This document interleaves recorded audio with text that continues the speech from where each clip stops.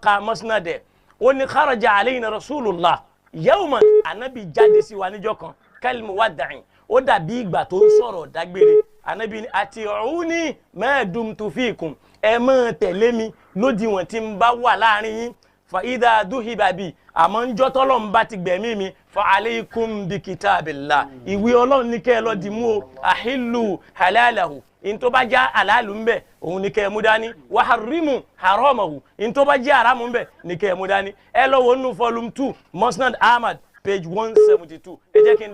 jẹ́ kí n wá àdìsí tẹ wá sọ yẹn pé wọ́n sọ fún wa pé kitaballahi wa sunnata rasulullah tíyẹn bá wo àwọn ibi táwọn Nabi sallam ti dìídì sọ àwọn ọ̀rọ̀ yẹn Ànábì ò fi wa sunna sí kò fi sunna máa fún yín torí pé tí mi bá fún yín ládìsí yẹn wọn ò fi gbogbo ń tá sọ yìí lẹ̀ wọn ò wá rán mọ́ nǹkan mi ẹ ṣe sùúrù máa fún yín mo sọ pé màá sọ lẹ́ẹ̀kan yìí pé Ànábì sallam gẹ́gẹ́ kó yọ ayé pé ọ̀rọ̀ wọn ṣe wá yìí tabaka sọ́ọ̀lù Bukhari àti Muslim ó ní innama ana basharun ó lẹ́dẹ̀ẹ́ èèyàn lèmi fúnra mi ukhtihu wa usibu èmi náà máa ṣi ọ̀rọ̀ wí màá sì máa sọ̀rọ̀ tí ó bọ́ sójú ẹ̀ gẹ́gẹ́ bí ẹ̀dẹ́ èèyàn ìyẹn Ọlọ́run fi sọ fún wọn pé kúl sọ fáwọn èèyàn pé in dalaltu tí n bá ṣi ọ̀rọ̀ sọ fami nafsi ọ̀dọ̀ ara mi ló ti wá o fa in ihtadaytu àmọ́ tí n bá sọ̀rọ̀ ìmọ̀nà fabima yuha ilayya in tọ́lọ́wọ́n bá fi ránṣẹ́ sí mi ni o ó lámọ́ bí mo ṣe jẹ́ dé èèyàn yẹn ó lẹ́dẹ̀ èèyàn ni mí o èmi á máa sọ̀rọ̀ tí ó máa bọ́ sójú ẹ o màá dẹ̀ máa sọ̀rọ̀ tí ò ní bọ́ sójú ẹ o ó ní fama qultu lakum minallahi fa huwa haqqun àmẹ́yìí tí ń bá sọ fún yín pé látọ̀dọ̀ Ọlọ́run lórí ẹ̀sìn bó ṣe rí nu o àmẹ́yìí tí ń bá sọ lọ́dọ̀ ara mi innama ana basharun ẹ̀dẹ̀ èèyàn ni mí o ìyẹn bọ̀ inshallah á padà mẹ́nu bà ẹ jẹ́ kí n wá fún yín ládìsí ti ẹlẹ́ẹ̀kejì tí mo sọ fún yín yẹn nínú Sahihu Muslim àti Bukhari àsọ́ọ̀lẹ̀ tá Nabi sallam sọ ńgbà tó máa jáde láyé òun náà ni al-Qur'an Bukhari àti Muslim dẹ̀ gba hadith yẹn wá an Abi Tolaha látẹnu bàbá Tolaha bónú Musarrif òun ló sọ fún wa pé sa'altu Abdullah bun Abi Awfa ó ní mo bí Abdullahi bàbá Awfa léèrè wípé al-awsa Rasulullah ìjà Nabi sọ àsọ́ọ̀lẹ̀ fáwa mùsùlùmí nígbà tí wọ́n máa dáhùn faqala la ó ní rárá kò sàsọ́ọ̀lẹ̀ tábàjẹ́ lọ ka Bukhari dáadáa rí pé níjọ́ tó fẹ́ sọ àsọ́ọ̀lẹ̀ àwọn mùsùlùmí fariwo dí lọ́wọ́ tó padà nìkan kú òun wájú gbóhùn ọ̀sán kankan mọ́ àfáà yìí wá ń béèrè yìí pé falima kutibal muslimuna alwasiyya kí wá ni wọ́n kọ́lẹ̀ tí ó máa jẹ́ àsọ́ọ̀lẹ̀ fáwọn mùsùlùmí Bukhari àti Muslim lélẹ́yìí wá aw falima humiru bil wasiyya kí wá náà pa wá láṣẹ kó máa jẹ́ àsọ́ọ̀lẹ̀ fún wa qal èsì tó mú wá ni pé awsa bi kitabillahi azza wa jalla àsọ́ọ̀lẹ̀ ànábì ni pé bi kitabillah ká lọ mú al-Qur'ani dání kò fi súnnà kún nínú Bukhari àti Muslim wa qawlu awsa bi kitabillah gbólóhùn tó sọ wípé awsa bi kitabillah yẹn Imamu Nawawi wá sọ̀rọ̀ lórí ẹ̀ nínú Sharih Muslim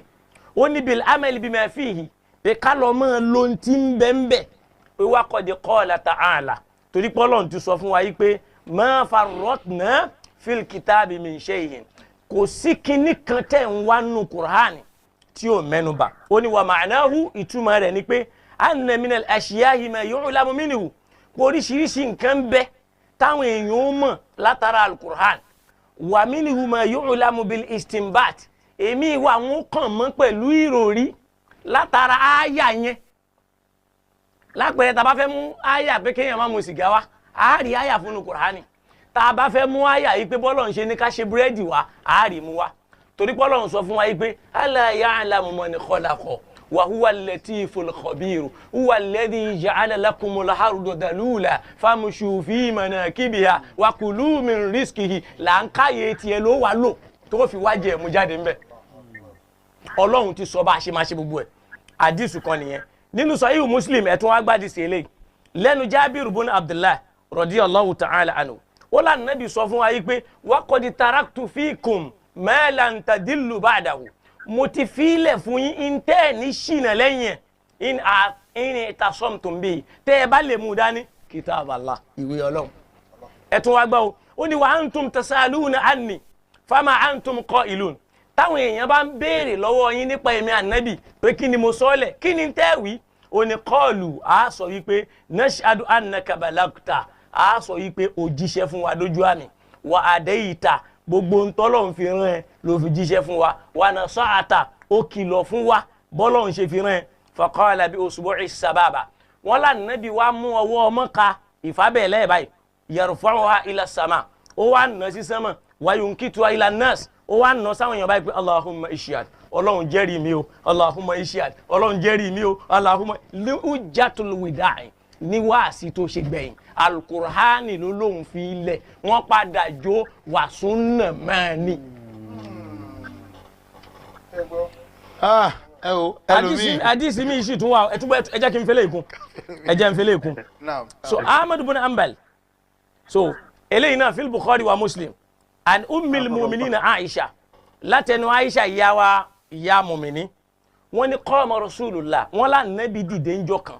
ó wá ní wa ma balu rijalun kí ló tiẹ̀ ń ṣe àwọn èèyàn kan yashtartuna sharton tí wọ́n mọ̀ dámájẹ̀mú kan laysat fi kitabillah tí ó sì nú ìwé Ọlọ́run wa man ishtarata sharton ẹnikẹ́ni tó bá mú ìpinnu kan wá laysa fi kitabillah tí ó sì nú ìwé Ọlọ́run fa huwa batilun ìrọ̀lẹ́ ni náà ń pa o shartullahi ahaqqu wa awthaqu májẹ̀mú Ọlọ́run òun ló tọ̀tún jù òun ló sì gbópọn jù.